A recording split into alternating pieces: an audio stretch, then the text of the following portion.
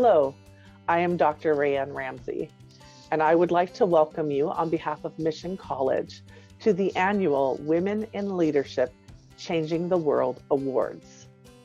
The annual WLCW event at Mission College is designed to teach students and the community about the contributions that women have made, both historically and now. It celebrates diversity and inclusion, and it recognizes the importance of seeing success in all of those who have helped change the world. It is about learning a more complete and whole history where the contributions of women from every walk of life is acknowledged, memorialized, and honored. The purpose then of this award is to recognize and celebrate women who are making a difference today. They are making contributions in their fields of study, in their areas of service, and in their communities. This year's honorees are CEO of the Oakland-based nonprofit Safe Passages, Josefina Alvarado Mena. So when I ended up in my current seat in the nonprofit, I just really loved the autonomy that I had. And the ability to really be innovative, to build my own team, to mentor young professionals.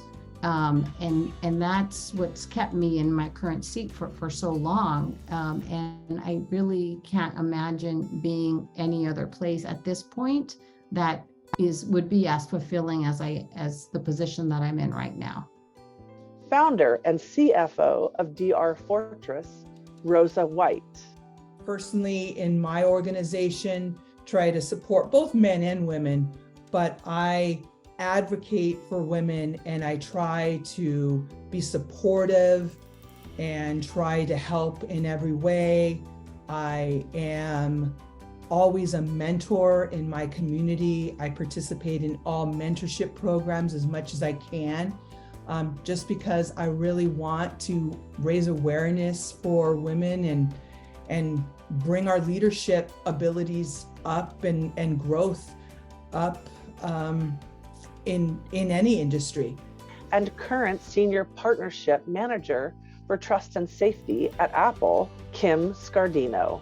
Internet safety is a broad term that it covers a lot of things. Sometimes people refer to it as digital safety or digital wellness. It basically means anything that happens online, and by online, I mean not just on the internet, but on apps, any safety related issue. To these remarkable women, we say congratulations.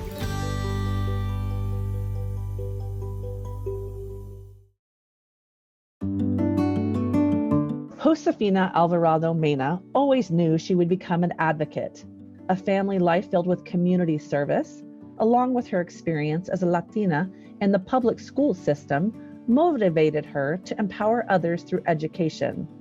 As Chief Executive Officer of the nonprofit Safe Passages, Alvarado Mena is dedicated to helping young people realize their full potential, regardless of race or socioeconomic status.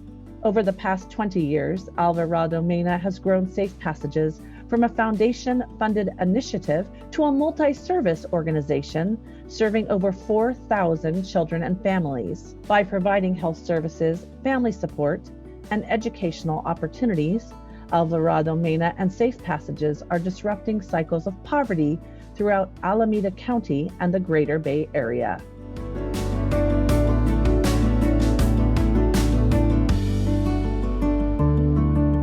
I attended Oakland Public Schools for my K through 12th grade education. I had a mixed experience as a Latina in public education. When I was in high school, I was very interested in going to UC Berkeley. No one in my family had attended UC Berkeley, and I was very interested in going there. And I went to my high school guidance counselor and asked her for her help to apply to college. And she basically told me that I was not college material. I went on my own and found the applications and applied on my own, and I was admitted to UC Berkeley. And when I went back to tell her that I had been admitted to UC Berkeley, she said, well, it's probably just because of your surname, which was a dig on affirmative action at the time. So that has been a motivating factor in my life. I went on to law school at Berkeley, studied civil rights and education law, and was very fortunate to receive a graduate school fellowship from Echo and Green. And my project was called the Education Empowerment Program. And I was able to provide legal services, free legal services to students that were in the school to prison pipeline, students that were being discriminated against in Oakland, where I grew up, students that were in the special education system, and students that had, that had language issues and their language rights were not being respected. I won every case except for one. And the brutal reality of that was like, yes, I could get a kid back into school. I could keep a kid in school, but I couldn't improve the education that they were receiving once they were there. And so then that, kind of led me to really think about, do I want to do this like one student at a time? And in doing this part of the work, like I couldn't guarantee that that student was going to get a quality education or that that student was going to graduate. So I spent, a lot of time educating community members about their rights in education, and also did a lot of policy advocacy work. And in that policy advocacy, was invited to go and work at Oakland Unified School District. And from that seat, I was recruited to come and work for Safe Passages. And that's where I've remained for the last 20 years. It'll be 20 years in August. And it's been a real honor, and I feel incredibly fortunate to have worked for, legal services, worked within philanthropy, worked within public education and government, and now in the nonprofit sector. So I just have had a really fabulous professional trajectory, and I would not change a thing in terms of my own experience.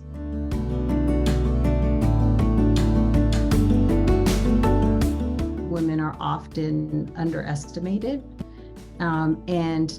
That puts us in a position to excel in terms of our work, our leadership. I think we come to the table with a collaborative orientation. Often, I think we come to the table in a way that is very nurturing in terms of the people that are around us. And I think we understand what it feels to not always have access for a variety of different reasons and across sectors. And that gives us, I think, the ability to be very empathetic and also to understand that, again, we don't have the answers, we don't have all the solutions, but we're coming in partnership to work in a multidisciplinary way to really create the best solutions and to reimagine what's possible. I think women have amazing imaginations, and that's a huge part of this work.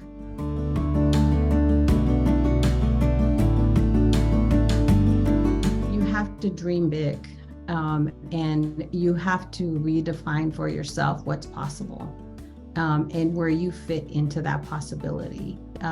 Too often, I think women just go with what's laid out for them. And, we need to kind of change that paradigm or continue to change that paradigm and create, the solution that we want and really define for ourselves what our role is. The other thing is that, things change. That change is the constant. And what I frequently communicate to my team is exactly that, is to be prepared for that change and don't fight it, roll with it, and try to drive it. But sometimes you just have to roll with it. And this work is not a sprint, it's a marathon. And, in life and in your profession, you have to constantly train for the marathon. So that way you're in it all the time. And so the preparation work is absolutely essential. Don't assume that you know everything. Do the work, do the reading, do the preparation, come prepared, and that will serve you well and help you to achieve your goals in life and in your profession.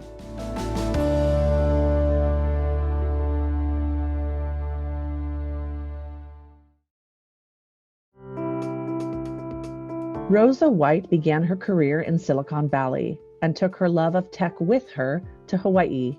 White is the co-founder and chief financial officer of DR Fortress, the largest data center and cloud service provider in the state of Hawaii.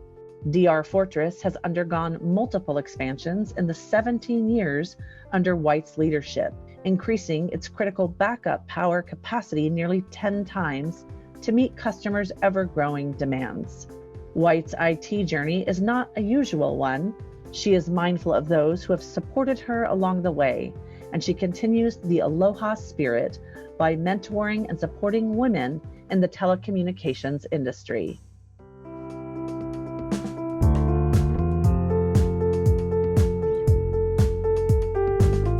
My background is actually in accounting. I got an accounting degree from Santa Clara University, and I received a CPA, and I began my career in the Bay Area working for KPMG in public accounting. And I was involved in various early .com initial public offerings. And when we moved out here in Hawaii in 1998, you took me out of the Silicon Valley, but the Silicon Valley just was in my heart. So as a consultant here in Hawaii, I was still attracted to the startups. So there was an internet data center that was starting here in Hawaii, and I was just attracted to the industry and in IT. So I began my finance career, and as the company grew, I just grew more involved in the business. Eventually, it was acquired by a company called Equinix, and I stayed on with the business. And eventually, my partners and I did a management buyout of the Honolulu business.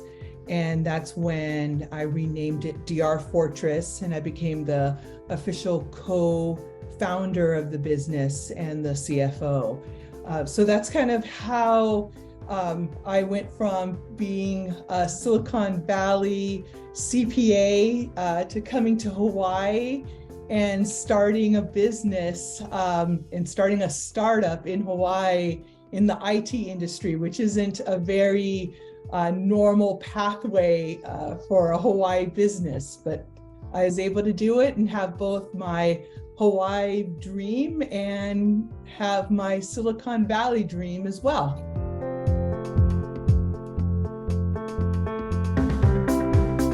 I don't believe that anyone can effectively multitask. However, I believe that women, more than men, actually have the capability of juggling multiple tasks at one time.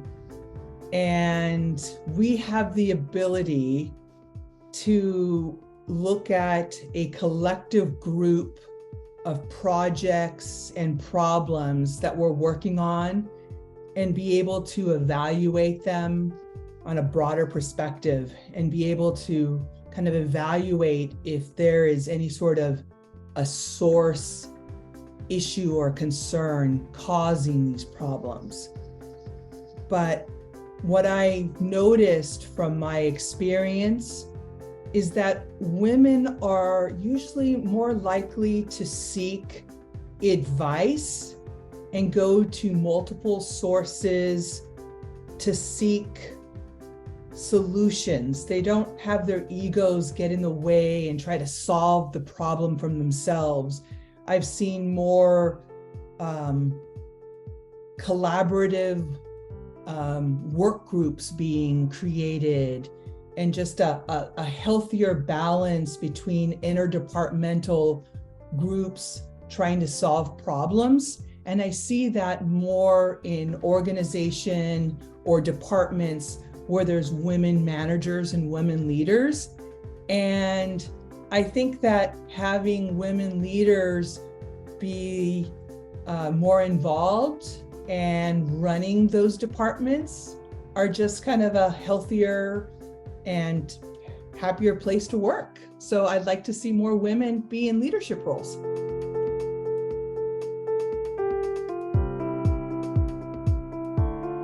Women should really learn to support and advocate for one another. What I have seen in the past is that for whatever reason, and I've done it too, I've been guilty of that as well, is we're sometimes so competitive amongst each other just because leadership positions for women have been so limited. And so we've been very cutthroat with one another to try to get to that 1 or 2 management or leadership roles. And hopefully in the near future, there won't be the limited positions for women. That won't be an issue. In my particular field, any sort of women in tech or women in, health organizations or whatever industry that you are involved in, try to get into an organization and surround yourself with women mentors that will bring you up and support you, and then get the next female around and help bring her up as well, and allow the women in your life and in your circle and your industry to just come up to the next level. I would really, really want to encourage women to just become mentors in each of our fields, and encourage women to become leaders in each of our specific fields, so that we can become role models for each other.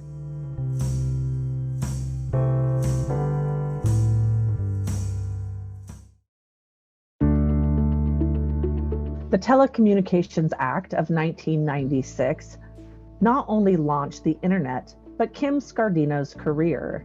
The federal law was the first piece of legislation that addressed the internet, and Scardino has worked to keep it safe and accessible ever since. Scardino is a senior partnership manager at Apple, overseeing external engagement for the company's trust and safety team.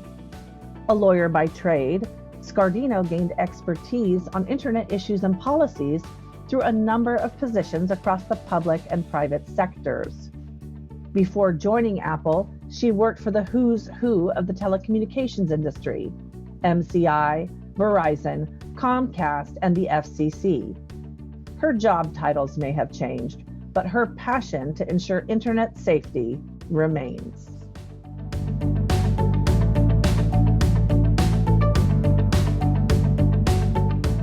I quickly rose up to handle New York State regulatory issues for MCI. But when I first started, one of my first assignments was to actually make a bunch of binders for the arbitration. And even though I was a law school grad, I was like, okay, whatever's needed. I made the binders, and my manager at the time was like, you really did an amazing job with those binders. Would you want to take on this next project? So I feel like, just pitching in, doing whatever was needed when I first started, when I was a new lawyer for the company, really kind of set me on a good course. Plus I had an incredible mentor. I ended up working there for 8 years, went to the federal team in Washington, D.C. I had started in New York and went to Washington. And there I really gained the confidence of handling matters before the Federal Communications Commission, supporting a business unit. And it allowed me to then move on to other things. While I was at Comcast, I was really proud. I put together a bunch of partnerships with internet safety organizations to focus on, to help the consumers that were the users of Comcast service to feel safe online. I did that for a number of years and then ended up working for two of the nonprofits, Family Online Safety Institute and iKeepSafe, and really became very passionate about internet safety. I then went to work at the Federal Communications Commission because I felt like it was really important to get government experience and understand how regulations were made. Some of the work that I did at the FCC working on broadband for schools and libraries led me to Apple. And I've been here for over 8 years, and I've had a number of experiences, all handling external relationships, first with the education team, and then now for the trust and safety team, where I work on a lot of issues, including internet safety, which again is part of the thing that I've been working on for a number of years and am very passionate about.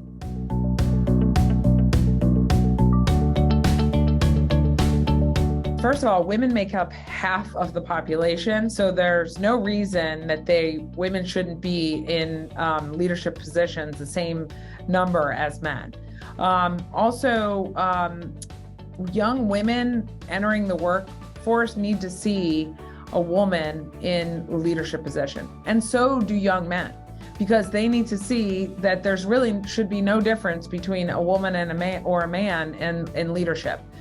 I believe that any table where decisions are being made, a woman should be there.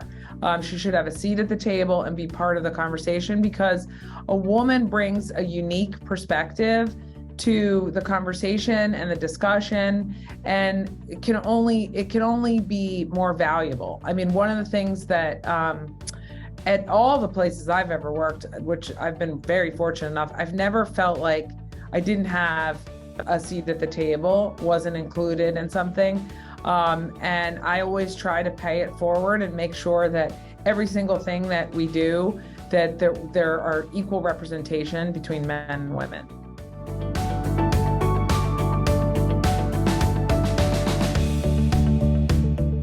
First, get your education out of the way.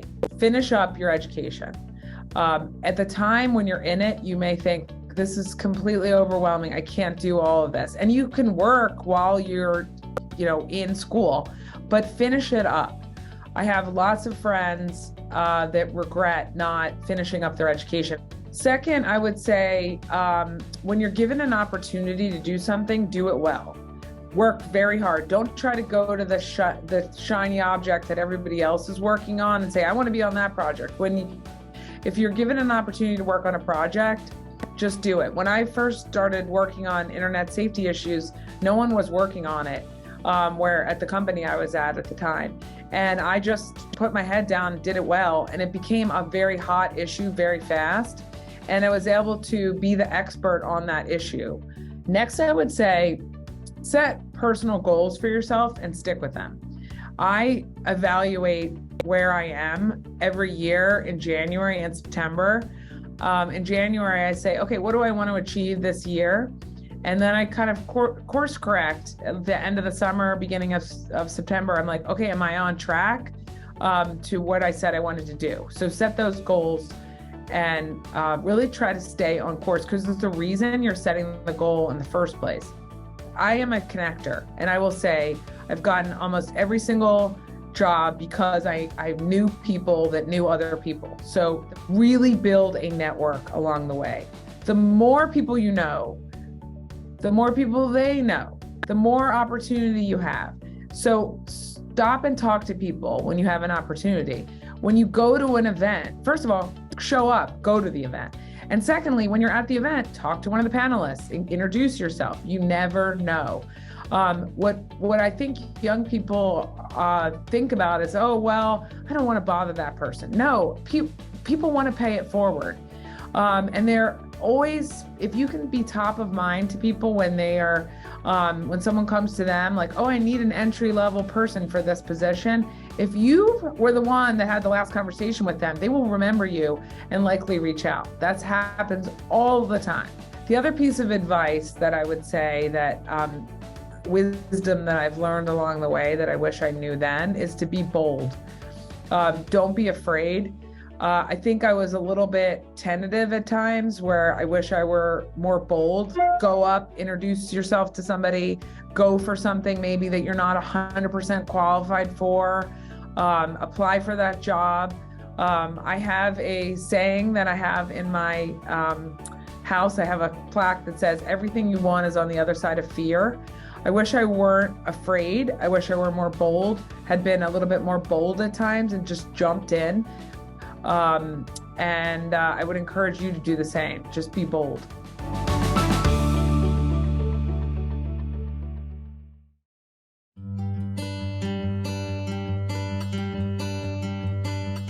The role of leadership is to create other leadership.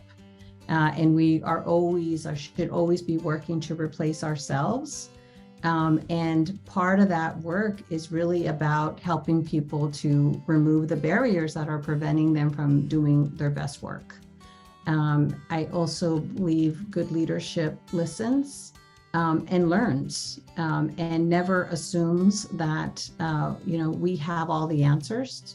We're learning what the answers should be, and we're learning from the people that we serve.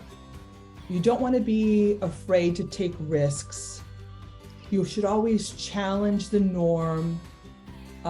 You should embrace change. And one of the things that I always do is I surround myself with smart people that I both trust and I know that have my back. And always celebrate the wins, even small ones, so that you can really enjoy not just the win, but just the path that you're on and the journey that you're on.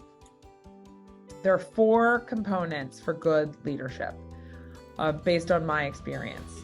First is clear communication. Second, I would say empowerment. Third, empathy. And fourth, just general support. And I'll elaborate on what I mean by those.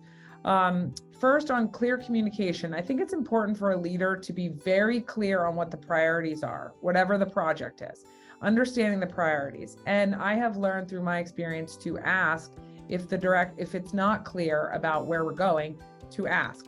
Next, I would say empowerment, and having a leader that allows you to be empowered in your position. So you have a job to do, and like having somebody that empowers you to do that job, doesn't micromanage, it just sets you up for success.